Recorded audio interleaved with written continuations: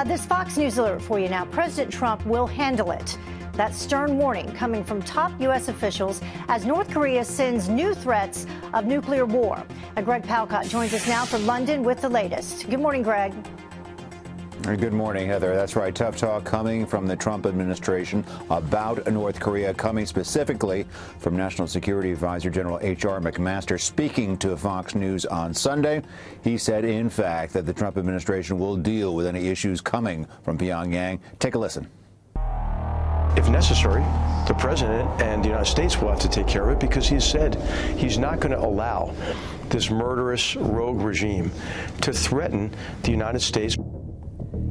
This all comes as the U.S. and South Korea launch huge joint aerial military drills starting today, going through all this week. Some 230 aircraft involved, including stealth aircraft, as well as 12,000 U.S. service members, both Marine and Navy. They're being deployed from 8 different bases in the region. Now, all of this is annual, pre-planned, but it does come in the wake of last week's launching of an ICBM by North Korea, the longest range, most powerful ever, capable, according to experts that we spoke with, of hitting all of the U.S. mainland with a nuclear payload, potentially. The regime of Kim Jong-un, following that, said that they had completed their rocket and nuclear arsenal. As for these exercises over the weekend, Pyongyang state media saying that all of this pushes the Korean Peninsula to the brink of nuclear war, and just for good measure, they branded President Trump insane. A couple more comments from General McMaster,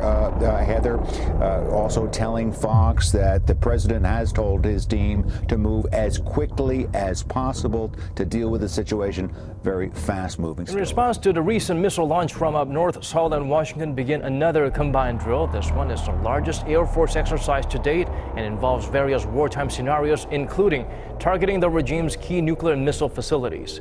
Kim Hyun-bin starts us off with how the allies are speaking to Pyongyang using a language the Hermit Kingdom clearly and easily understand, a massive show of force. Dozens of state-of-the-art American fighter jets, including F-22 Raptors and F-35s, are blazing across the skies surrounding the Korean peninsula. Their goal in this training exercise is to take out key North Korean nuclear facilities. Scores of fighter jets neutralize hostile threats while escorting bombers to their designated targets north of the border.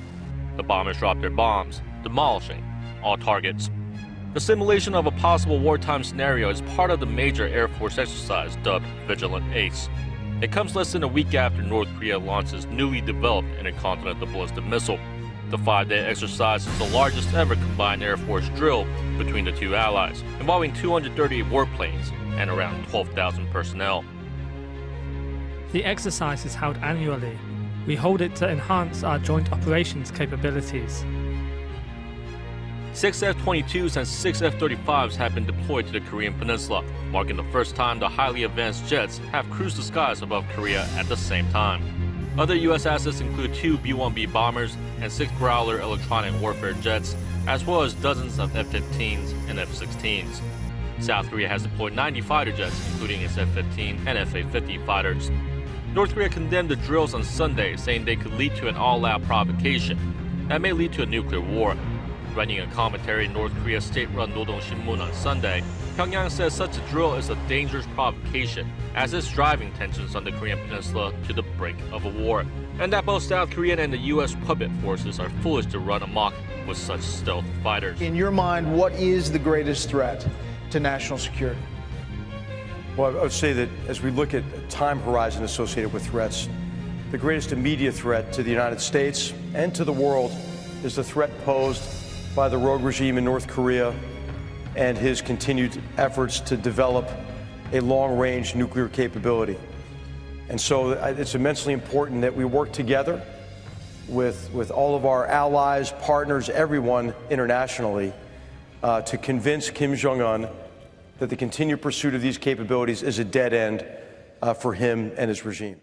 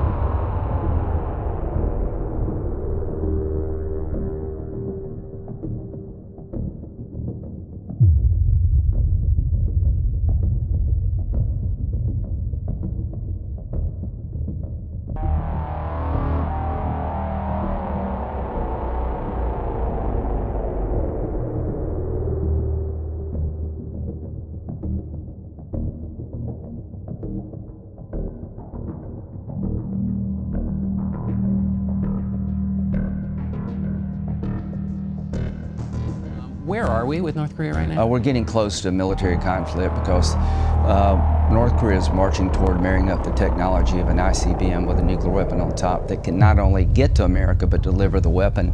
We're running out of time. McMaster said that yesterday. I'm going to urge the Pentagon not to send any more dependents to South Korea. South Korea should be an unaccompanied tour.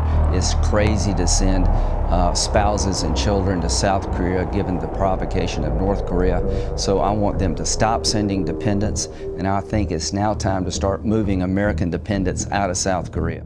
In a massive show of force to North Korea, South Korea and the United States have kicked off their largest Air Force exercise to date, just 5 days after Pyongyang launched its new ICBM. The drills will run through various wartime scenarios, including targeting North Korea's key nuclear and missile facilities. Defense Ministry correspondent Kim Hyun-bin leading us off. Dozens of state-of-the-art American fighter jets, including F-22 Raptors and F-35s, are blazing across the skies surrounding the Korean peninsula.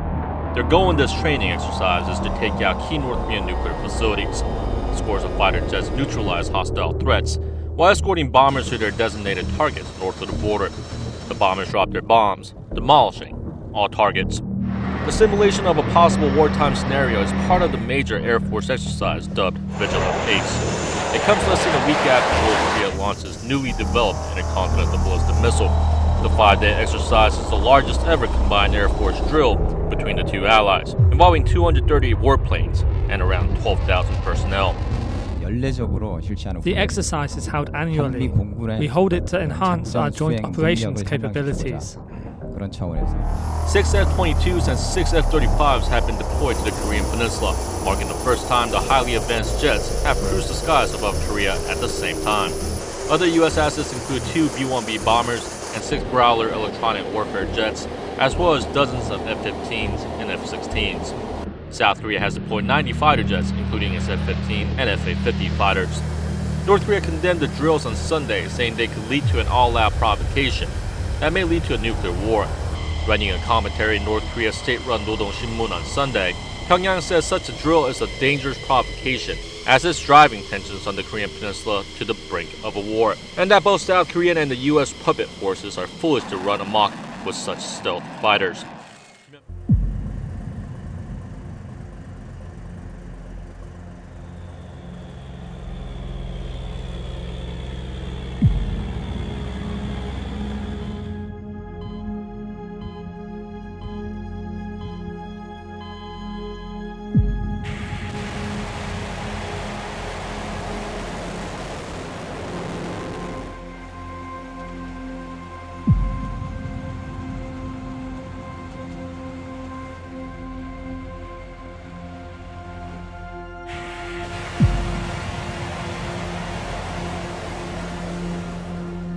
We're being told that the ICBM, the most recent launch, broke up on re-entry.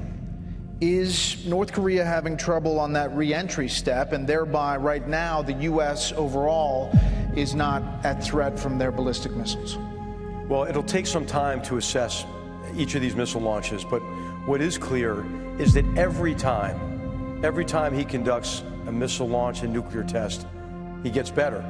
And whether it's a success or failure isn't as important as understanding that over the years, he's been learning from failures, improving, and thereby increasing his threat to all of us. So has the potential of war with North Korea increased since this latest launch? I think it's increasing every day, which means that we're in a race, really. We're in a race to be able to solve this problem, not just us, right, but the United States, all of our allies and partners. As we know, China has tremendous coercive economic power over North Korea. I mean, you can't shoot a missile without fuel, right? And so there are ways to address this problem short of armed conflict, but it is a race because he's getting closer and closer, and there's not much time left. That this is a threat to everyone. This is a global threat. This is a threat to China.